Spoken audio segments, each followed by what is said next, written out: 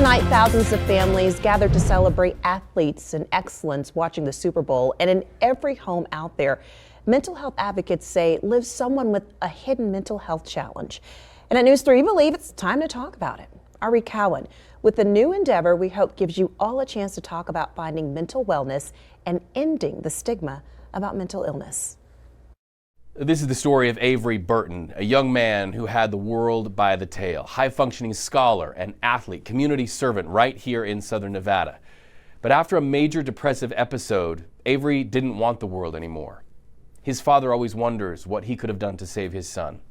And in the absence of being able to save his own child, Reggie Burton has a message for you tonight if you're hurting. Avery Rashawn Burton, one of us, one of the best of us.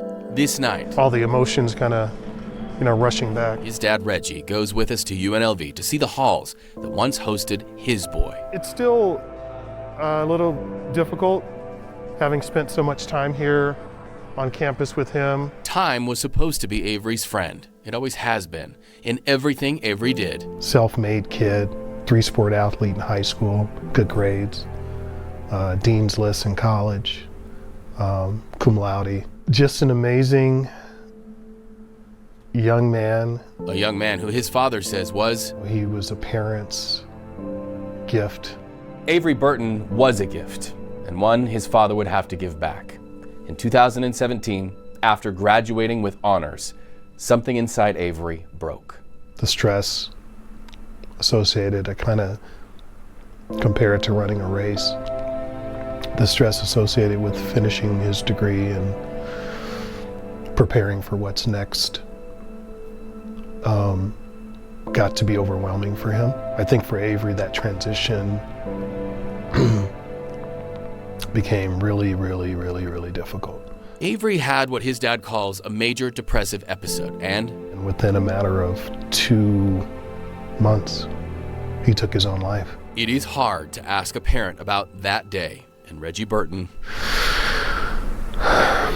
has to steady himself to say what happened, but he does it. Avery's last day, an important part of the story that is the backbone of the Avery Burton Foundation, a day that started when Avery posted a suicide note on Facebook. Dad Reggie's phone started to ring, and then... I knew in my heart that we were going to be too late, and a stranger answered.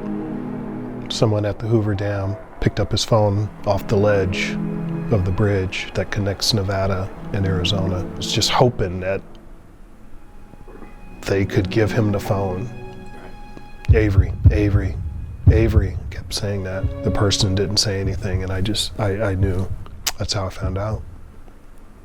The Burtons drove to Hoover Dam, still hopeful. We get up there and talk to the officers, and I said, I want to see where he was. I don't know what made me ask, but I had to ask. I'm a dad, right? I asked the officer, could he have survived? And he just looked at me and said, Mr. Burton, we're 1,000 feet up. That's like concrete down there. That's not water, that's concrete. I didn't want to hear that.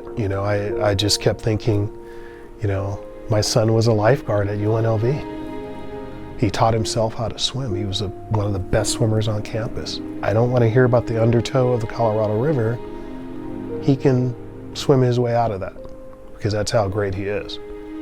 That's how talented he is. That's how determined he is. If you could have talked to him. Don't do it. Let us help you. Let's talk this through. We can work this out.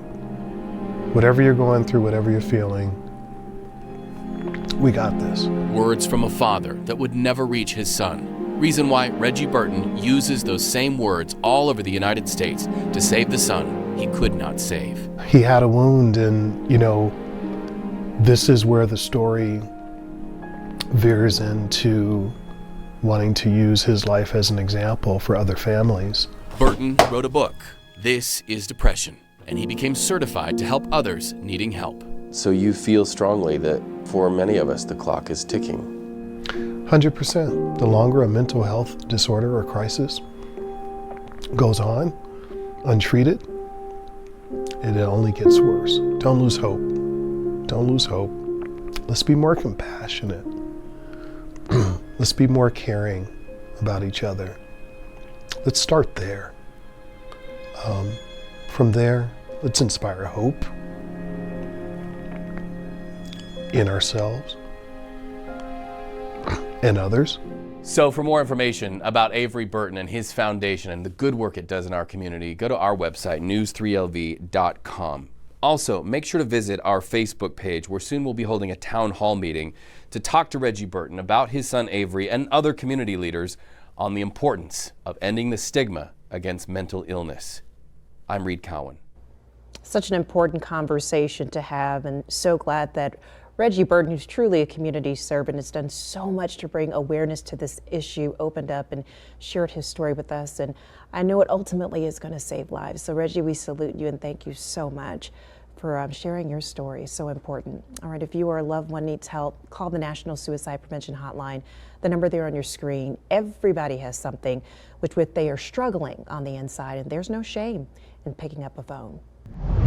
All right, the next major NFL event comes to Las Vegas in April when the top college players are drafted into the league. That's on the heels of the NFL Pro Bowl and NHL All-Star Game, both played here in Las Vegas. The first time a city had ever done that in the same weekend.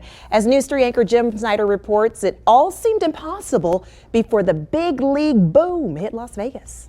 So much has changed so fast, it's enough to make your head spin. Not long ago, the NFL wouldn't even take our money, refusing to run a commercial promoting Las Vegas in the Super Bowl because the league was down on sports betting. Now they're getting a cut. The NFL promotes betting with its sportsbook partners. Las Vegas has the Raiders, and local tourism promoters sat in the highly coveted Future Host City section at today's Super Bowl in LA. Do you pinch yourself the same way I do when I sit in the Allegiant Stadium and look around and go, this is Las Vegas now? Yeah, no, it is pretty amazing. You know, the Raiders and I look back at times and think, you know, it's only been 6 years since we first met them. Yeah. And when we first met them, we thought, really, the NFL coming to Las Vegas? That doesn't seem very likely. Of course, we have the National Hockey League to thank for breaking the ice, voting in 2016 to take a chance on Las Vegas with an expansion team. Local fans proving right away it was a winning bet. And the fan base here is truly spectacular, and they love the Golden Knights. Along with all the local enthusiasm, visiting teams bring their own fans to town. Lots of them. Man, we love to see you here in our town. And what is it about Vegas that makes it fun for a sports fan to come? I can tell you first-hand experience just 3 weeks ago. I was at the T-Mobile Arena. It's the loudest arena I've ever been in. From Chicago, we just had about a foot of snow, so weather-wise it was a no-brainer, but yeah, no, it's so fun. The WNBA was next to notice that, bringing the Aces to Las Vegas, along with more visiting fans. Many of them say they wouldn't have come to Las Vegas otherwise. They stay in our hotel rooms, they eat in our restaurants, they shop in our stores, and that creates jobs and a ripple effect throughout the entirety of our community. Aguero consulted for the group of local leaders who got Allegiant Stadium built. Now he works for the Las Vegas Raiders. Last 5 years, it's been almost transformational, right? Things that I don't think any of us expected would actually happen here are now happening here. And staying here. Raiders tight end Darren Waller is thrilled to call Las Vegas home.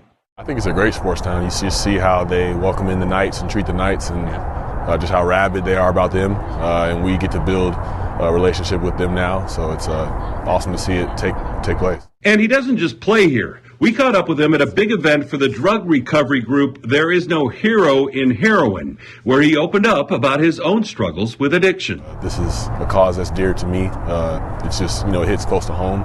So anything related to addiction, I want to be a part of in the city. Another win-win for Las Vegas, with the biggest score of them all coming in 2 years. Jim, it's incredible, but when we think about what the Super Bowl means for Las Vegas, I mean, number one, to be a Super Bowl city is a big deal in and of itself. Sure. But beyond that, it's likely to be the largest economic event we've ever had in Las Vegas. It helps us having cemented the role of being the sports and entertainment capital of the United States. And it creates a sense that Vegas is the place to be. And this will be the place to be again for the NFL Draft. It starts April 23rd and is expected to attract a Super Bowl-sized crowd for 3 days.